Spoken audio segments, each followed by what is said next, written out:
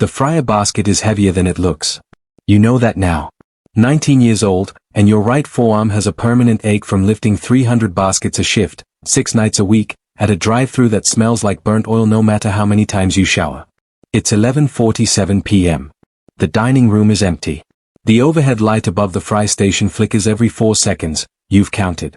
Your manager, Denise, is doing the deposit in the back office, muttering about register counts. Your shoes are soaked through from a grease spill you didn't have time to clean up. You make $11.50 an hour. Your phone is in your back pocket, screen cracked in the corner, battery at 14%. It buzzes once. You almost ignore it. You almost let it die in your pocket like every other notification that doesn't matter. You don't.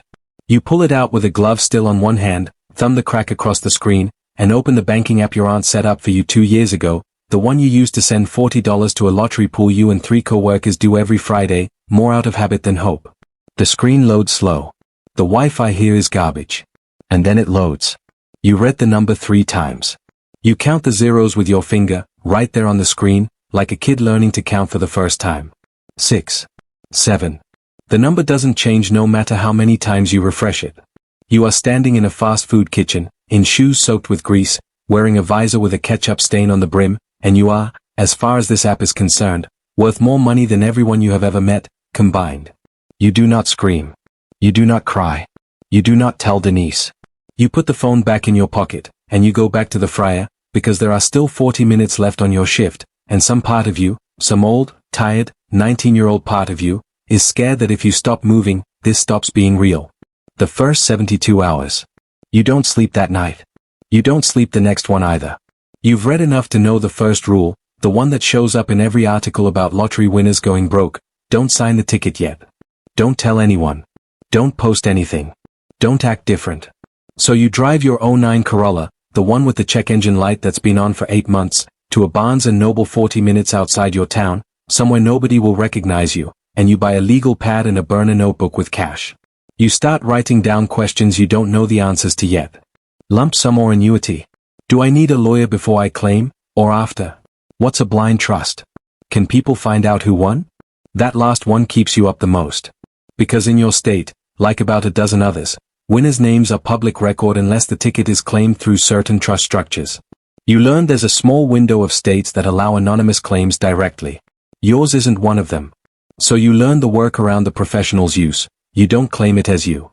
You claim it as an entity. The machinery of staying invisible. Here's what nobody tells you about becoming rich overnight. The first thing you build isn't a life. It's a wall. You find, through weeks of cold, careful research, 3 different consultation calls, and 1 very expensive retainer, an estate attorney 2 hours from home who's handled windfall cases before. Not flashy. Older guy, quiet office, no receptionist who'll remember your face. He walks you through it slow, like you're a kid, because you are one. Step 1. Form a revocable trust before you claim anything. The trust becomes the legal owner of the ticket. You become the trustee and beneficiary, invisible on paper to anyone doing a casual public record search. Step 2. The trust claims the prize, not you. Your name never has to touch a press release. Step 3. Lump sum versus annuity. The annuity pays out over 29 years, tempting because it protects you from yourself, from spending it all in 5 years like the statistics say most winners do. But the lump sum, discounted to present value, is what the attorney recommends, because it lets you control the structure instead of waiting on the state to hand it to you piece by piece. You take the lump sum. After the mandatory 24% federal withholding, which isn't even your real tax bracket, just an upfront estimate, and state tax on top of that, the number that lands in the trust's account is smaller than the headline number by almost half. It's still more money than your whole hometown makes in a year, combined. Step 4. The money doesn't sit in one account. It gets split. A percentage into short-term treasury bills for liquidity. A percentage into a diversified index portfolio, nothing exotic, nothing that screams new money. A slice into municipal bonds for tax-advantaged income. A small, deliberately boring real estate allocation through an LLC that isn't tied to your personal name. You set up a single-member LLC in a state that doesn't require you to publicly list the owner.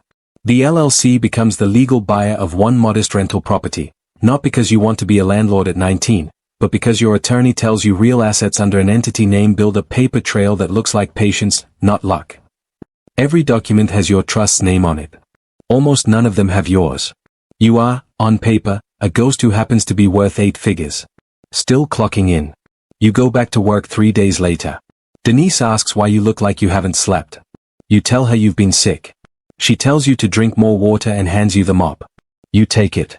This is the part nobody explains to you in advance. The sheer physical wrongness of standing at a register with $27 million sitting in a trust account, taking a customer's order for a $6.49 combo meal, saying will that be all for you today in the same flat, practiced voice you've used for 2 years.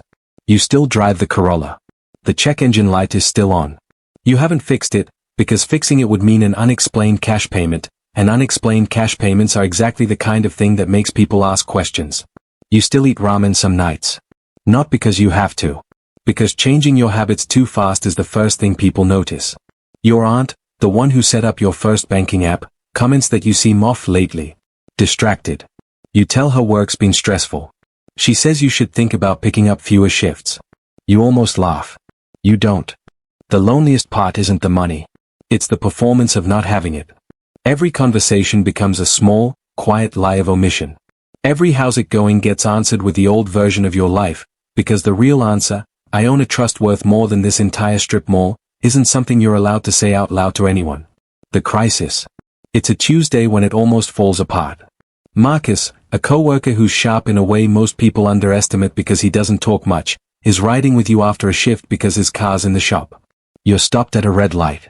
Your phone buzzes on the dash, face up. It's a notification from your trust's brokerage account. Just a header. Just a number. But it's a number with more zeros than a fast food paycheck should ever produce next to your name. Marcus doesn't say anything for 3 full seconds. Then, bro, what was that notification? Your hands are steady on the wheel. Your heart is not. You've rehearsed something for this exact moment, not this specific scenario, but a version of it, because your attorney told you, flatly, in your second meeting, you will get close to being caught. Have an answer ready before you need one. You tell him it's a family investment account your grandfather set up before he passed, that you check sometimes, that it's not really yours yet, some inheritance in waiting thing, boring legal stuff. You make it sound duller than it is on purpose. Boring stories don't get repeated. Interesting ones do. Marcus shrugs. Says something about how his family doesn't have anything like that. The light turns green. You drive.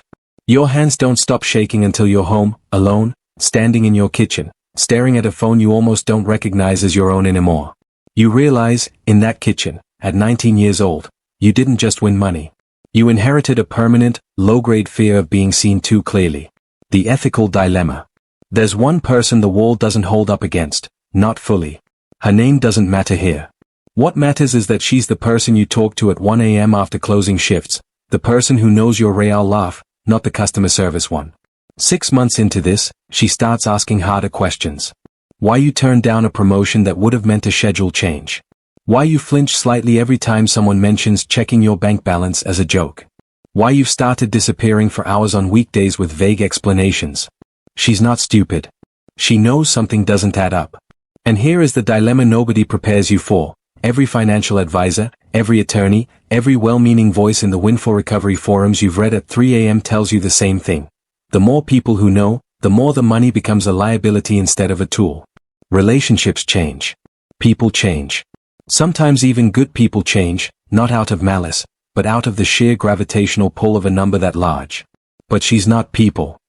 She's the one person whose trust you don't want to build a wall against. You sit with that for a long time. Longer than you sit with any of the tax paperwork. Because trust funds and LLCs and blind structures, those are solvable problems. This isn't a spreadsheet problem. This is a person problem, and no attorney in the world can draft a document that tells you exactly how much of yourself you're allowed to protect before protection becomes betrayal. You don't have an answer yet. You go back to work the next day anyway, in the same shoes, under the same flickering light, holding a secret that is either the smartest decision of your life, or the loneliest one. What nobody tells you. Real talk, for a second, no cinematic voice, just the truth underneath this whole story. Financial advisors who work with sudden wealth clients have a name for the first year after a windfall. They call it the decision danger zone. Statistically, a huge share of major financial mistakes, bad investments, impulsive gifts, unnecessary lifestyle inflation, happen in the first 12 months, before someone's had time to sit with the weight of the number. The people who keep the money long-term almost always do three unglamorous things. They build a team before they build a lifestyle: an attorney, a fiduciary, fee-only, not commission-based, advisor, and a CPA who specializes in high-net-worth tax planning. They wait. And they protect their circle, not by lying forever, but by choosing when and how to tell the truth, instead of letting the truth choose the moment for them. Secrecy isn't the goal. Control is. There's a difference, even if it doesn't always feel like one at 11:47 p.m. under a flickering light. You still work the fryer some nights. Not because you need the money.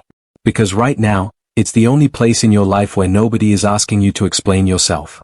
So here's the question, the one you still don't have an answer to. If you were 19, and suddenly worth more than everyone you've ever known combined, and the only cost of keeping it was lying, every single day, to the people who love you most, how long could you keep the wall standing before it started costing you more than it was protecting? Tell me in the comments, would you have told her? Would you have told anyone at all?